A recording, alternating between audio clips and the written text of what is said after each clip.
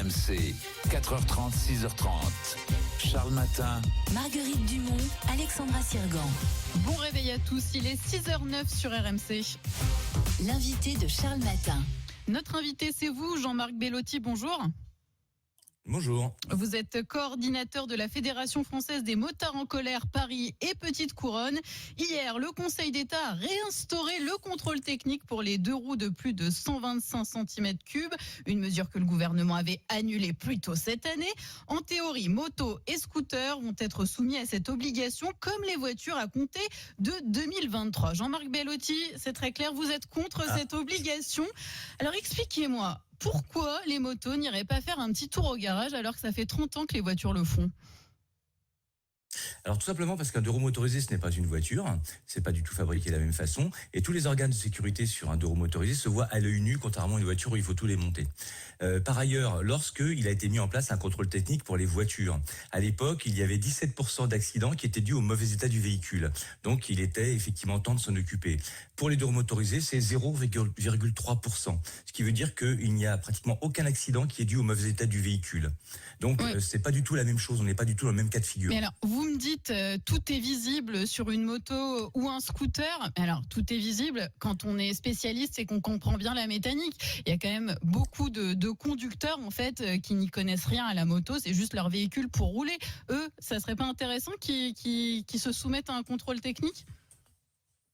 Non, pas du tout, il faut pas être spécialiste. Je veux dire, il suffit de regarder, d'ailleurs ça s'apprend au permis de conduire, il suffit de regarder son véhicule et on voit si les plaquettes de frein, par exemple, sont en bon état ou pas. Il faut aussi ajouter que le contrôle technique n'intervient pas sur l'état du moteur, par exemple. Vous voudrez bien acheter un véhicule avec un moteur qui est abîmé, qui est foutu, mais ça, le contrôle technique ne vous le dira pas. Le contrôle technique intervient sur les organes de sécurité.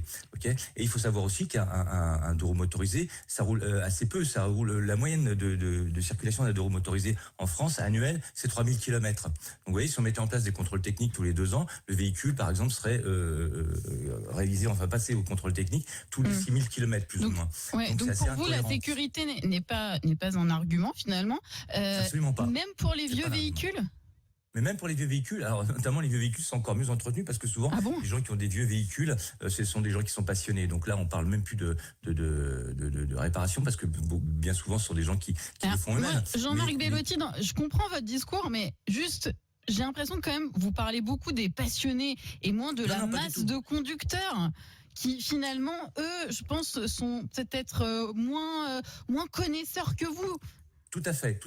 Mais là, je parle pas des passionnés. Je parle, encore une fois, quand on parle de vieux véhicules, c'est assez rare d'avoir un vieux scooter. En général, les gens les changent assez souvent. D'accord. Les scooters, c'est vraiment du véhicule utilitaire. Pour les motos, c'est différent. Mais encore une fois, revenons aux statistiques. Il n'y a pas en France d'accident dû au mauvais état du véhicule. Elles viennent d'où ces statistiques, Jean-Marc Bellotti ? Elles viennent des compagnies d'assurance. Des compagnies d'assurance qui disent donc qu'il y a moins d'accidents en raison de difficultés de matériel, de matériel défaillant sur les motos et les scooters, c'est ça ? C'est ça, tout à fait. Donc on n'est pas du tout dans le même cas de figure que par rapport au contrôle technique d'une voiture, vous voyez. Il y a aussi un autre argument, Jean-Marc Bellotti, des associations qui réclament ce contrôle technique. Il y a celui de la sécurité, vous nous avez expliqué pourquoi, pour vous, c'en est pas un. Et il y a aussi celui de la préservation de l'environnement. Oui, alors il y a pas mal de choses qui ont été mises en place parce qu'en fait vous savez que la communauté européenne, enfin le Parlement européen, demande aux États membres de mettre en place un contrôle technique pour les deux roues motorisés. Ça, on parle de la sécurité des motards, mais même pour l'environnement, ou de mettre en place des alternatives. Ce qui est fait en France. En France, nous on travaille avec le ministère pour pouvoir mettre en place des alternatives. Notamment, on parle de pollution sonore, parce qu'évidemment, on reproche toujours aux deux roues motorisés de faire du bruit. Or, un deux roues motorisé, ça sort aux normes, ça fait pas de bruit. Il y en a quelques-uns, malheureusement, qui trafiquent leur pot d'échappement. C'est une minorité, mais c'est ceux-là qu'on entend le plus.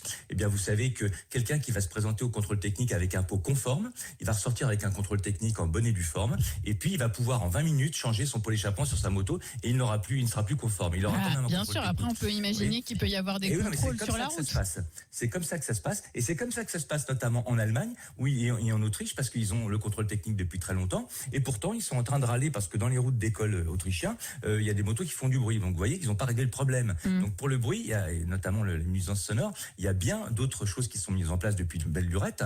Donc, on est en train de mettre des choses en place par-dessus d'autres choses mises en place. Donc, c'est pas ça qui va régler c'est pas le contrôle technique qui va régler ce problème-là.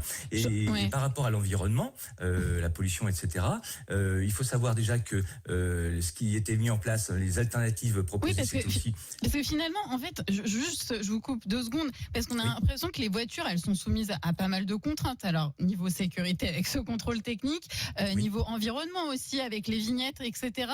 Mais les motos aussi, les vignettes. Oui, mais on a l'impression que c'est quand même moins respecté aussi. Alors, est-ce qu'il n'y a pas un peu trop de liberté aussi du côté des motards? Est-ce qu'il ne faut pas un peu serrer la vis? Non, mais la vignette critère, elle existe aussi pour les voitures que pour les deux motorisés. D'ailleurs, on est contre cette vignette critère parce que c'est quand même incroyable. Vous voyez, vous êtes contre. Non, mais socialement, vous vous rendez compte, tous les manèges les plus défavorisés et qui vont être obligés d'acheter des voitures neuves, on marche sur la tête. Ces gens-là, il y a des gens qui n'ont même pas de quoi boucler des fins de mois et pratiquement 60% c'est pas forcément notre sujet ce matin, même si évidemment il est passionnant.